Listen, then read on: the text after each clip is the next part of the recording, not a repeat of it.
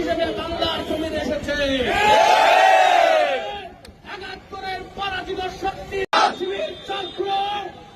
আমরা চিন্তা করেছিলাম মানুষ হয়তো ইসলামী দল ভালো হয়ে যাবে। ৭১-এর সেই চেতনা পাক আর্মিতে আমাদের মা বোনদের ৩ লক্ষ মা বোনের ইজ্জতের বিনিময়ে বাংলাদেশ তার তৎকালীন সময়ে এই জামাত শিবিরের রাজাকাররা তাদেরকে সাপ্লাই দিয়েছিল। আমরা বলতে চাই এই মুনাফিকের দল ৮৬ সালের পার্লামেন্ট নির্বাচন শেখ হাসিনার সাথে ৮৬ নির্বাচনে জাতীয় বেইমান হয়েছিল, পাঠানো নির্বাচনে অংশ নিয়েছিল। জামাত শিবির রাজাকার চক্র ৯১ সালে বিএনপির সাথে আসে এবং ৯৪-৯৫ সালে আওয়ামী লীগের সাথে যে অসহযোগ দিয়ে বাংলাদেশ থেকে বিএনপিকে তাড়ানোর জন্য সুযোগ দেয়। আল্লাহর অশেষ পরিহাস, বিএনপি ১১৬ সিটের বিরোধী দল হয় এবং তৎকালীন সময়ে নিজামী সাহেব এবং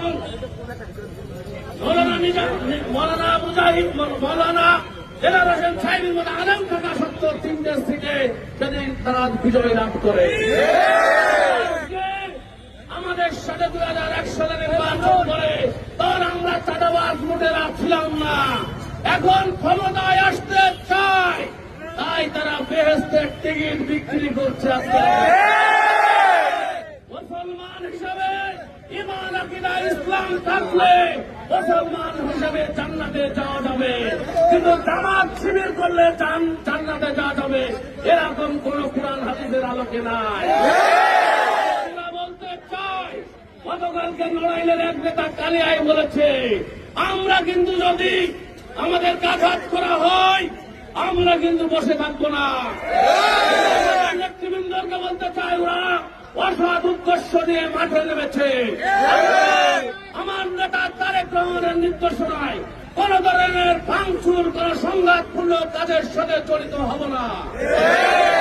আমরা স্পষ্ট ভাষায় বলতে চাই, আপনারা দেখেছেন জামাতের আমির সাহেব রাজশাহীতে যে না গ্রুপের মনোনয়ন দেয়, যে না গ্রুপ তার মিটিং এ ছিল ১৬,০০০ কোটি টাকা লুটপাট করেছে।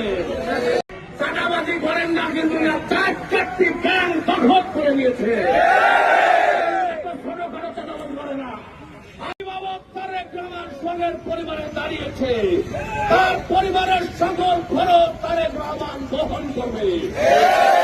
স্পষ্ট হয় কোন চাঁদাবাজির স্থান বিএনপিতে নাই। নড়াইলে হাট ঘাট তারা দখল করেছে। হাটের দাবিদার কে? লীগের সাথে কোন নেতা হাফ প্যান্ট পরে চাঁদা আদায় করে?